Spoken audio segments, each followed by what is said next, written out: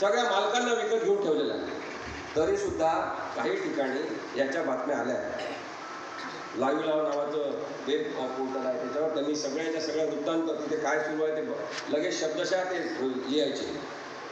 तुम्हाला मुद्दाम नेहमी सांगतो, केरळ स्टोरी ट्रेलरवर आक्षेप घेण्यात आला, केरळ स्टोरी सिनेमावर आक्षेप घेण्यात आला आणि न्यायालयाने सांगितलं की 30,000 मुलींचा जर प्रश्न असेल, 30,000 हिंदू मुलींना जर मुद्दामून फूस लावून मुस्लिम केलं असेल, धर्मांतर करायला भाग पाडलं असेल किंवा त्यांना धर्मांतर करून विकलं असेल, तर ही अत्यंत गंभीर बाब आहे आणि त्यामुळे याची न्यायालय स्वतः दखल घेण्यात आहे.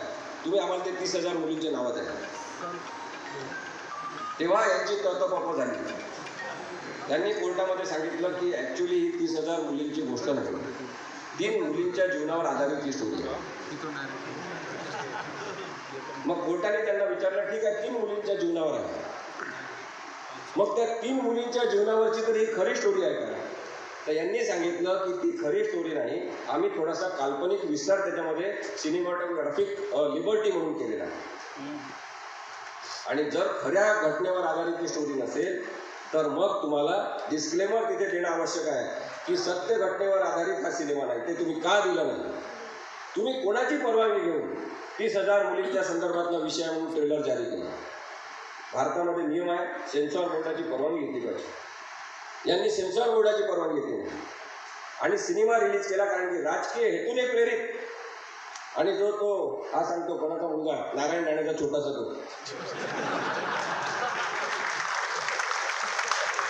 तो जे सांगतो तेच आहे. तो म्हणतो आम्ही काही बोलू, तुम्ही पोलिसांनी रेकॉर्ड करा, जास्तीत जास्त तुमच्या बायकोला दाखवू शकता कारण की आमचा बाप सागर बंगल्यावर बसलेला आहे. ही दहशत आहे, हे अराजकीय वागणं आहे, हे लोकशाहीच्या विरोधी वागणं आहे. असाच प्रकार हा त्या सिनेमाबद्दल आहे. कारण की यांना माहिती आहे की आपण ट्रेलरची परवानगी घेतली नाही, सेन्सॉर बोर्डाकडे गेलो नाही तरी चालेल, आपल्याला कोणी काही हात लावू शकत नाही. ही जी मगरुरी आणि अरेरावी आहे याच्या विरुद्ध यावर्षी मतदान करा. निर्भय बनवतर्फे मी स्पष्टपणे सांगतो की आमचा कट्टरवादाला विरोध आहे. कट्टरवादी हिंदुत्व नको आणि कट्टरवादी मुस्लिम सुद्धा नको. आणि पांढरा कट्टरवाद जो आहे, ख्रिश्चन कट्टरवाद, तो सुद्धा नको. धर्माच्या नावाखाली ज्यांनी दुकानदारी इथे सुरू केली असेल त्यांनी त्यांची दुकानदारी बंद करावी. माणसं म्हणून माणूस माणसाला भेटला पाहिजे, ही राष्ट्रसेवा दलाची शिकवण आहे. आपण सामाजिक भान ठेवून लोकशाहीचा विचार करणारे लोक म्हणून या सगळ्या प्रकरणांकडे बघितलं तर नरेंद्र मोदी आणि अमित शहा यांनी भाजपला जे राक्षसी स्वरूप दिलेलं आहे त्याच्यामधून एक दुसरी अत्यंत वाईट फाळणी भारतामध्ये त्यांनी तयार केलेली आहे. आणि म्हणूनच तुम्ही पुण्यामध्ये या, नरेंद्र मोदींचे पोस्टर लागलेले आहेत.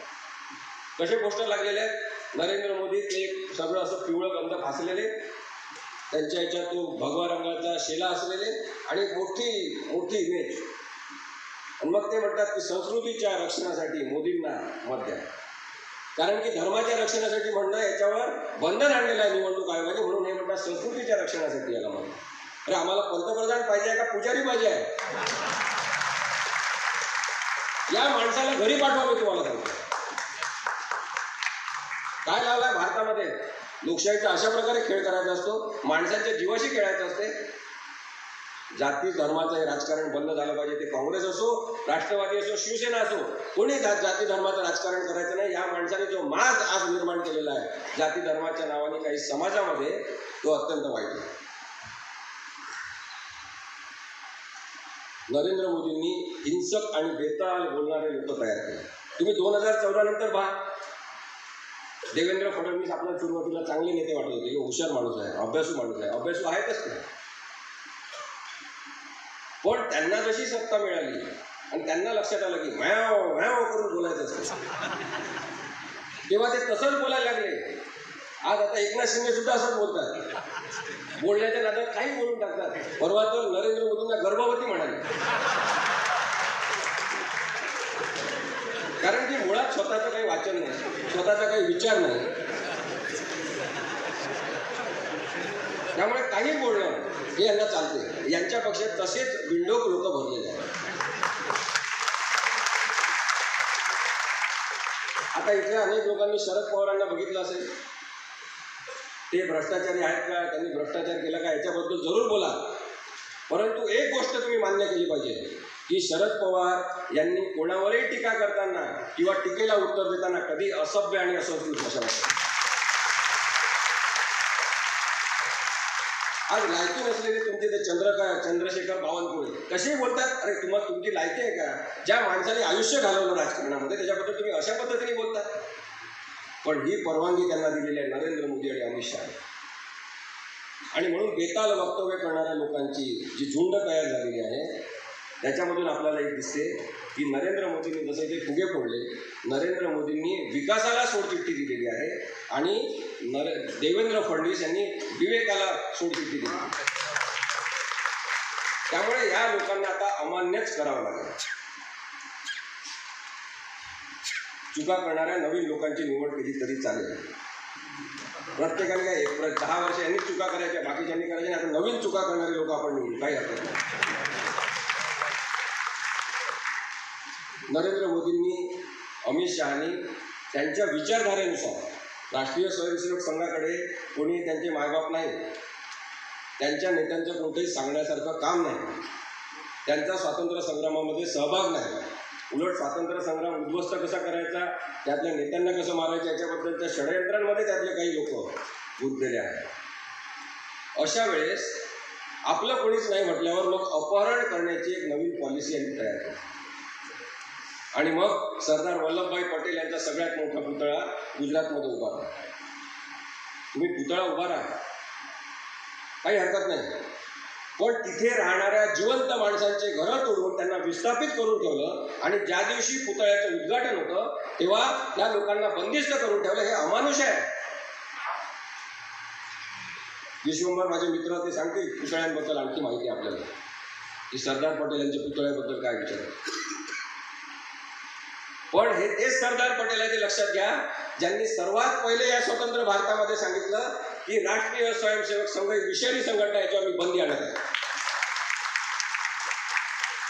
ते तर पंडित नेहरू मोठ्या व्यापक विचाराचे, अभिव्यक्ती स्वातंत्र्य वगैरे असे मानणारे असल्यामुळे त्यांनी एक चूक, हे चुका सांगतात ना नरेंद्र मोदी पंडित नेहरूच्या, एक चूक त्यांनी केली यांनी पंडित नेहरूंनी, ती अत्यंत घातक आणि भीषण चूक आहे नरेंद्र यांची, पंडित नेहरूंची. ती म्हणजे त्यांनी राष्ट्रीय स्वयंसेवक संघावरची बंदी होती. काही चूक केली असेल पंडित नेहरूंनी, ही केलेली आहे. आणि त्यामुळे नरेंद्र मोदी आणि अमित शहा यांचे जे विचार आहेत ते संघातून आलेले आहेत आणि संघाची रणनीती अशी आहे की आपला इतिहास नवीन तयार करायचा, कारण आपल्यामध्ये असलेले कोणाच्याच लोकांचा इतिहास नाही. मग इथे आल्यावर छत्रपती शिवाजी महाराजांच्या पाया पडायचे, महात्मा फुलेंबद्दल बोलायचं. आणि म्हणून मग एक म्हण आपल्याला माहिती असेल की यांची जी नीती आहे ती अशीच आहे, मुंह में राम बगल में छुरी. मोदी कसे महान आहेत, अमित शहा कसे महान आहेत, कारण की बातम्यांचं आयुष्य किती लहान असलं तरी या बातम्यांचा पुढे इतिहास होतो. आजची बातमी उद्याचा संदर्भ बनतो आणि म्हणून खोटे लेख छापून आणा, लेखी स्वरूपात काहीतरी छापून आणा की उद्या लोक दाखवू शकले पाहिजे बघा नरेंद्र मोदी आहे. भारतीय जनता इतक्या लवकर शून्य होईल असं यांना वाटलं नाही, पण आता एक राजकीय उठाव या मतदानातून आपल्याला दिसेल आणि यांचं सरकार नक्कीच नेस्तनाबूत होईल असं मला वाटतं. नरेंद्र मोदी हे जाहिरातींवर वाढलेले आहेत. जी आपल्याला एक बेडकीची गोष्ट माहिती आहे की बेडूक विचारते की गाय कशी असते, मग ती फुगवून दाखवते आणि एवढं फुगवते स्वतःला की तिचं पोट फुटून जाते. आज नरेंद्र मोदींनी स्वतःची जी प्रतिमा फुगवून मोठी केलेली आहे ती आपण इथं फोडलेली. या माणसाने 2024 मध्ये केवळ एका वर्षात 80,000 ऑनलाईन ॲडव्हर्टाइजमेंट दिल्या आहेत आणि त्या कोणाला दिल्या? केवळ गुगल या कंपनीला 80,000 जाहिराती यांनी दिल्या आणि त्यासाठी त्यांनी 39 करोड रुपये खर्च केले. लक्षात घ्या, एका वर्षामध्ये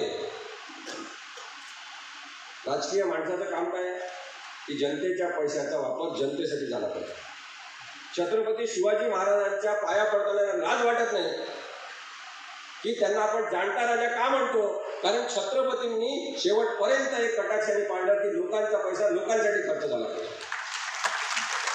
त्यामुळे तुम्हाला गड किल्ल्याच्या पायाशी ही पाठी दिसत नाही की हा किल्ला छत्रपती शिवाजी महाराजांनी बांधला, आपल्याला पाठी दिसत नाही. पण नरेंद्र मोदी मात्र सगळीकडे आहे. रेल्वे स्टेशनवर आहे, विमानतळावर आहे, बस स्टॉपवर आहे, पेट्रोल पंपावर भाव वाढवले तिथे पण आहे, संडास बाथरूममध्ये पण आहे. मी विश्वमहर्षी देशमुख बोलतो तेव्हा मी म्हटलं गमतीने की जर नवीन सरकार आलं ना त्यांना एक मंत्री याच्यासाठी नेमावा लागेल, याच्या जिथे नावं लिहिले ते काढा. अशा पद्धतीने तुम्ही बेजबाबदारपणे पैसा खर्च करता. या 39 करोडमध्ये किती लोकांचे संसार उभे राहिले असते, किती लोकांसाठी संडास बाथरूम बांधले असत्या, भारतातले कितीतरी रस्ते चांगले झाले असते, विहिरी खोदता आल्या असत्या, पाण्याचा प्रश्न आहे ते दुर्भिक्ष मिटवता आलं असतं, पाण्याचे नवीन झरे तयार करता आले असते.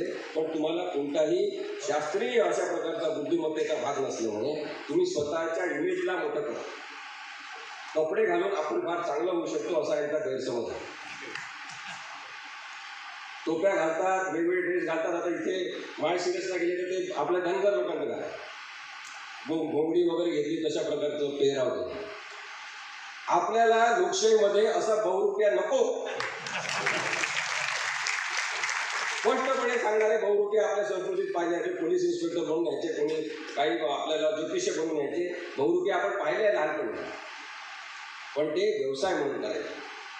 तुमचा धंदा बहुरुपयाचा आणि तुम्ही पंतप्रधान पदापासून घेत आला. त्यांनी राहुल गांधींच्या विरोधात जी केस केली आपल्या सगळ्यांना माहिती आहे की मोदी नावाचे काही जण गुंडच असतात किंवा सगळेच मोदी आडनावाचे असे का असतात गुंड किंवा चोर बदमाश काहीतरी त्यांनी म्हटलं. तर यांनी एक दुसरा मोदी नावाचा माणूस तयार करून त्याच्यातर्फे केस करून सगळ्या मोदी समाजाची बदनामी झाली असं आणलं, जेव्हा की मोदी असा काही समाज नाही. मोदी हे आडनाव आहे आणि ते वेगवेगळ्या जाती धर्मांमध्ये आहे. मी तर ऐकलं मुस्लिमांमध्ये सुद्धा मोदी असतात. मोदी म्हणजे ते शिवणारे वगैरे ते त्यांना पण मोदी म्हणतात. वेगवेगळ्या जाती धर्मात ते आहे. पण यांनी तसं आणलं आणि एवढंच नाही तर न्यायाधीशाला मॅनेज करून त्यांनी शिक्षा झाली पाहिजे अशा पद्धतीचं ते काय म्हणतात षडयंत्र केलं. आणि राहुल गांधींना शिक्षा देताना न्यायाधीशाने म्हटलं की राहुल गांधींनी मोदी असं नाव वापरून यांचा अपमान केलेला आहे आणि त्यामुळे 2 वर्ष आणि त्याच्यापेक्षा 1 दिवस सुद्धा कमी नाही अशी शिक्षा मिळाली आहे. आत्तापर्यंत भारतामध्ये मी वकिलीच्या क्षेत्रात काम करणारा म्हणून आपल्याला सांगतो की आत्तापर्यंत भारतामध्ये बदनामीच्यासाठी अब्रू नुकसानीसाठी 2 वर्षाची शिक्षा अशा प्रकारची शिक्षाच झाली नाही. पण राहुल गांधींना त्याची शिक्षा देण्यात आली, त्यांना घरातून बाहेर काढण्यात आलं. त्यांनी खूप मोठ्या मनाने किल्ली वगैरे सगळी देऊन टाकली आणि ते बाहेर पडले.